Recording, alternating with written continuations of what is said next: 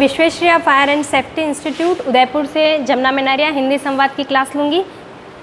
ठीक है, हिंदी संवाद क्लास में मैं आज पढ़ूँगी आपको अभिव्यक्त्यात्मक कौशल, जिसमें हम ग्रहणात्मक कौशल के बारे में अगली क्लास में पिछली क्लास में हम डिस्कस कर चुके हैं। टॉपिक है हिंदी संवाद कौशल।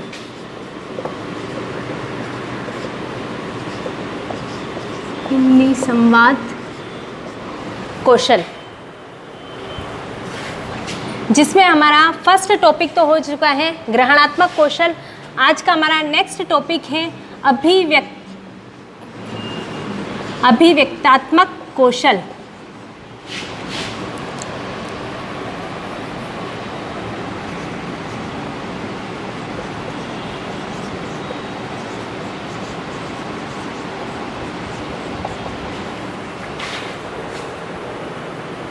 अभिव्यक्त्यात्मक कौशल, अभिव्यक्त्यात्मक कौशल का मतलब होता है अभी मतलब खुद के विचारों को या मन में आए हुए विचारों को व्यक्त करना क्या कहलाता है? अभिव्यक्त्यात्मक कौशल। कौशल क्या होता है? कला होती है हमारे मन में या हमारे द्वारा आए हुए विचारों को अपनी भाषा में अभिव्यक्त करना एक प्रकार का कौशल होता है, एक प्रकार की कला होती है। ठीक है, जिसमें आज हमारा फर्स्ट है पढ़ना या वाचन कौशल।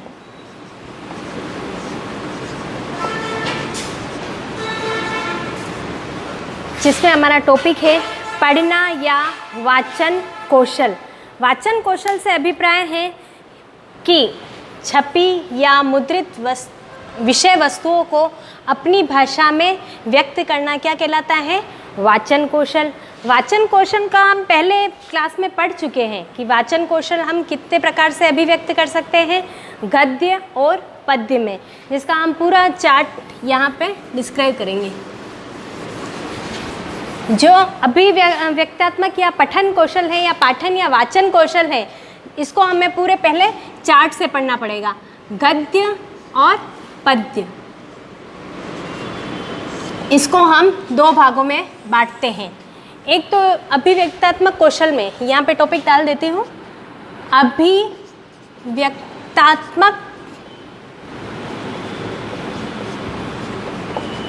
कौशल। अभिव्यक्त्यात्मक कौशल में भी हम कौन सा पढ़ रहे हैं? पाठन कौशल या पढ़ना कौशल या वाचन कौशल। पढ़ना या वाचन कौशल।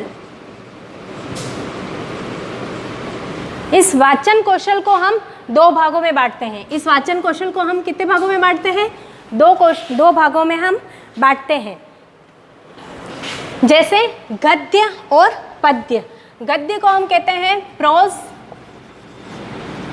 और पद्य को हम कहते हैं वर्ड्स। ठीक है, गद्य में क्या होता है? गद्य में क्या होता है?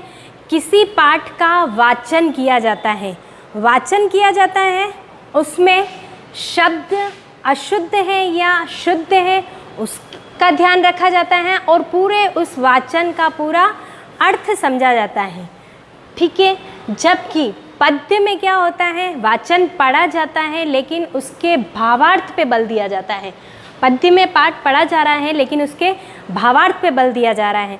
भावार्थ पे बल दिया जा रहा है तो उसमें लय, ताल, आरोहण अवरोहण पर ध्यान दिया जाता है। ठीक है, और गद्य है उसको हम गद्य को वापस हम दो भागों में बांट रहे हैं, सस्वर वाचन और मौन वाचन। और पद्य को भी हम कितने भागों में बांट रहे हैं? दो भागों में बांट रहे हैं, सस्वर वाचन और मौन वाचन। सस्वर वाचन है उसको वापस हम दो भागों में बांटते हैं। एक तो होता है आदर्श वाचन और दूसरा होता है अनुकरण वाचन। यहाँ पे एक बार हम पूरा चार्ट बना लेते हैं। गद्य वाचन। गद्य वाचन, गद्य होता है वो क्या होता है? वाच्यार्थ।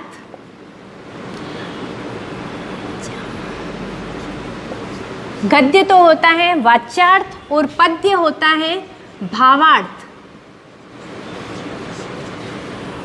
वाच्यार्थ तो होता है जिसमें शब्द शुद्धि पर ध्यान दिया जाता है, शब्द शुद्धि पर ध्यान व अर्थ बताया जाता है।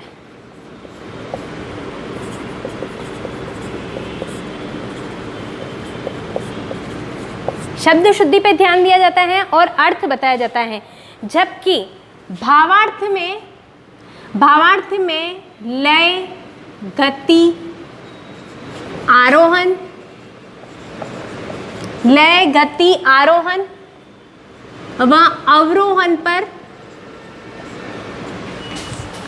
पर ध्यान दिया जाता है। इस वाच्यार्थ को या इस गद्य को हम वापस कितने भागों में बांटते हैं? 2 भागों में बांटते हैं। एक तो आ जाता है सस्वर वाचन,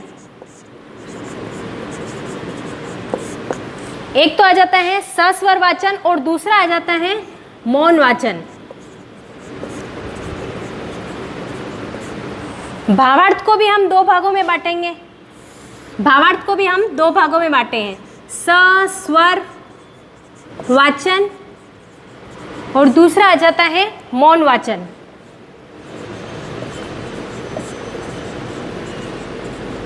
सस्वर वाचन और मौन वाचन। जो सस्वर वाचन है उसको वापस हम 2 भागों में बांटते हैं। एक तो आ जाता है आदर्श पाठ और दूसरा होता है हमारा अनुकरण वाचन। अनुकरण वाचन, ठीक है। अनुकरण वाचन भी 2 प्रकार से हो जाएगा। एक तो हो जाएगा व्यक्ति और दूसरा हो जाएगा हमारा सामूहिक, ठीक है। और सस्वर वाचन है उसमें मौन वाचन, यहाँ मौन वाचन नहीं आएगा, यहाँ पे आएगा रसास्वादन, रसास्वादन। और सस्वर वाचन को यहाँ पे भी हम कितने भागों में बांट देंगे? 2 भागों में बांट देंगे। एक तो आ जाएगा हमारा आदर्श पाठ, दूसरा आ जाएगा हमारा अनुकरण वाचन, अनुकरण वाचन।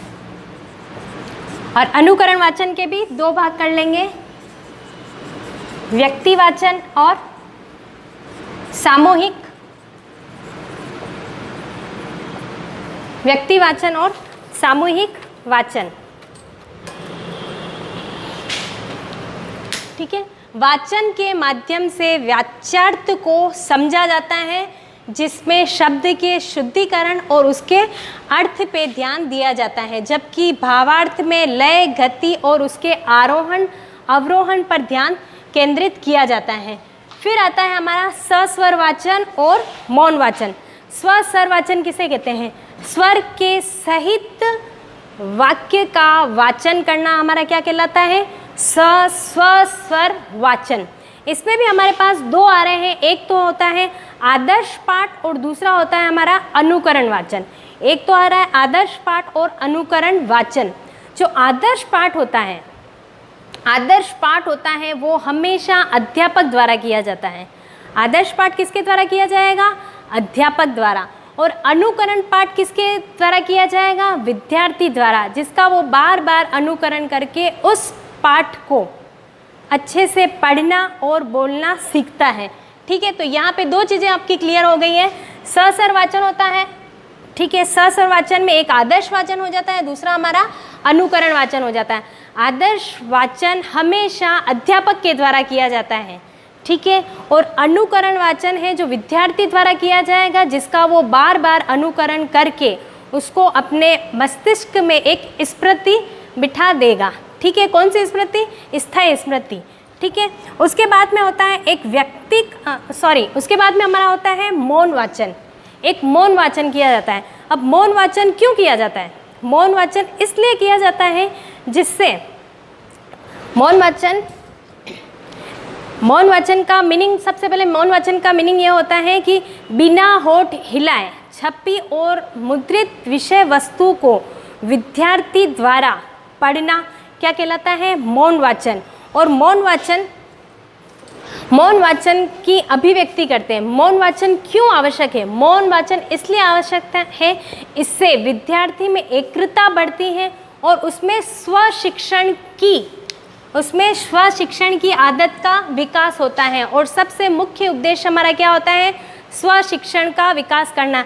एक अध्यापक का मुख्य उद्देश्य क्या होता है, अपने विद्यार्थियों में स्व शिक्षण का विकास करना। और स्व शिक्षण का विकास वो तभी कर पाएगा या बच्चों से तभी करवा पाएगा जब वो मौन वाचन के लिए अपने बच्चों या विद्यार्थियों को प्रेरित करेगा। ठीक है, तो एक कॉन्सेप्ट यहाँ हमारा क्लियर हो जाता है कि मौन वाचन क्यों करवाया जाता है, विद्यार्थियों में एकाग्रता बढ़ाने के लिए और उस विषय या विषय वस्तु के प्रति छात्र की एकाग्रता और स्व शिक्षण की आदत का विकास करने के लिए। यहाँ हम ब्रैकेट में लिखेंगे स्व शिक्षण। मौन वाचन क्यों करवाया जाता है, विद्यार्थियों में स्व शिक्षण की आदत का निर्माण करने के लिए मौन वाचन करवाया जाता है। ठीक है, जिसमें वो पूरा एकाग्र होके उस विषय वस्तु को बिना होठ हिलाए उस छपी और लिखी हुई विषय वस्तु को पढ़ेगा और अपने दिमाग में एकाग्र होके उसे ग्रहण करेगा। ठीक है, उसके बाद में हम आ जाते हैं भावार्थ। भावार्थ में हमारा मीनिंग हो गया है कि लय, गति और आरोहण अवरोहण के साथ हमें चलना पड़ता है, जिसमें स्वस्वर वही हो गया, एक तो आदर्श हो गया, आदर्श पाठ हो गया जिसमें अध्यापक करेगा और अनुकरण वाचन होगा जो विद्यार्थी द्वारा किया जाता है। एक हो जाता है हमारा व्यक्तिक वाचन और एक हमारा होता है सामूहिक वाचन। व्यक्ति वाचन होता है वो अकेले एक व्यक्ति द्वारा किया जाता है और सामूहिक वाचन होता है वो एक से अधिक विद्यार्थियों द्वारा किया जाता है। और जो सामूहिक वाचन किया जाता है उसमें किसका विकास होता है, अभिवृत्ति का विकास होता है। जो व्यक्ति वाचन होता है वो एक अकेले व्यक्ति द्वारा किया जाता है और सामूहिक वाचन होता है वो एक से अधिक व्यक्ति द्वारा किया जाता है और उसमें किसका विकास होता है, अभिवृत्ति का विकास होता है। और अभिवृत्ति का मीनिंग क्या होता है, पूरे सार को एक आत्मविश्वास के साथ उसका पूरा अर्थ स्पष्ट करना, यह क्या कहलाता है, अभिवृत्ति। और अभिवृत्ति के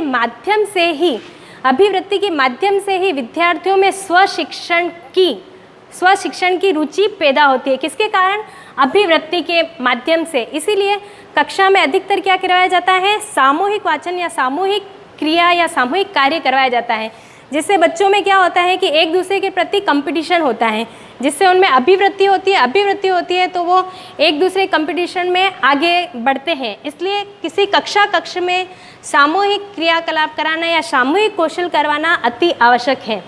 ठीक है, फिर हमारा ये स्व वाचन हो गया। इसके बाद में हमारा आता है रसास्वादन।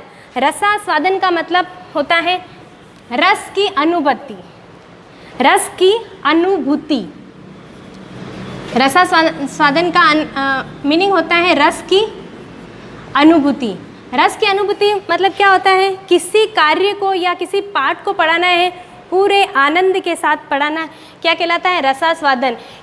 और जब हम भावार्थ या पद्य पढ़ाएंगे तो इसके लिए बहुत ज़रूरी है कि हम किस ताल से पढ़ाएं, रसास्वादन से, जिससे बच्चे भी उसको अच्छे से पढ़ पाएंगे और एक अध्यापक भी। तो इसमें पूरी किसकी अनुभूति होनी चाहिए, आनंद की अनुभूति होनी चाहिए। ठीक है, तो ये पूरा कॉन्सेप्ट क्लियर हो गया। पढ़ना या वाचन कौशल में हमारे पास दो चीज़ें आएगी, पद्य और गद्य आएगा, जिसमें वाच्यार्थ होगा और भावार्थ होगा। भावार्थ होगा और वाच्यार्थ होगा। भावार्थ में हमें क्या ध्यान रखना है, लय, गति, आरोहण अवरोहण। और वाच्यार्थ में क्या ध्यान रखना है, उसके अर्थ पर बताया जाता है और उसके शब्द शुद्धि पे ध्यान दिया जाता है। इसमें दो चीज़ें हो गई हैं, स्वर वाचन, मौन वाचन। इसमें आदर्श पाठ और अनुकरण और व्यक्ति सामूहिक। और यहाँ इधर भावार्थ में आ गया स्वर वाचन और रसास्वादन, आदर्श, अनुकरण, व्यक्तिवाचक और सामूहिक वाचन। ठीक है, अगर क्वेश्चन आ जाता है कि मौन वाचन क्यों ज़रूरी है, मौन वाचन इसलिए ज़रूरी है, बच्चों में स्व शिक्षण की आदत का विकास करने के लिए हमें मौन वाचन ज़रूरी है। ठीक है, फिर रसास्वादन क्यों आवश्यक है, आनंद की अनुभूति के लिए रसास्वादन की आवश्यकता होती है। फिर आ जाता है कि सामूहिक वाचन करने से बच्चों में हम किस व्यक्तित्व का विकास कर सकते हैं।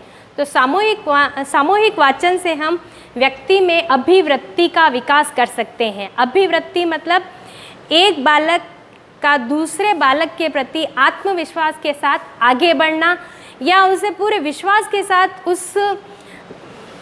विश्वास के साथ पूरे उस जहाँ हम जिस एरिया को काउंट कर रहे हैं उसको विश्वास के साथ आगे बढ़ाना, यह क्या कहलाता है? अभिवृत्ति कहलाता है, जिसमें आत्मविश्वास सबसे बड़ा होता है। आत्मविश्वास कब होगा? जब 2 या 2 से 4 कंपटीटर होंगे, तभी उसमें क्या होगा? आत्मविश्वास। अकेले अगर हम कोई कार्य करेंगे तो हमें यूँ लगेगा कि हम उसमें परफेक्ट हैं, लेकिन एक समूह के साथ कार्य करेंगे और समूह में आगे बढ़ना होता है तो वो सबसे बड़ी चीज़ होती हैं, और उसमें क्या होता है? हमारी अभिवृत्ति का विकास होता है। तो आज का ये हमारा पूरा कॉन्सेप्ट क्लियर हो गया। Thank you.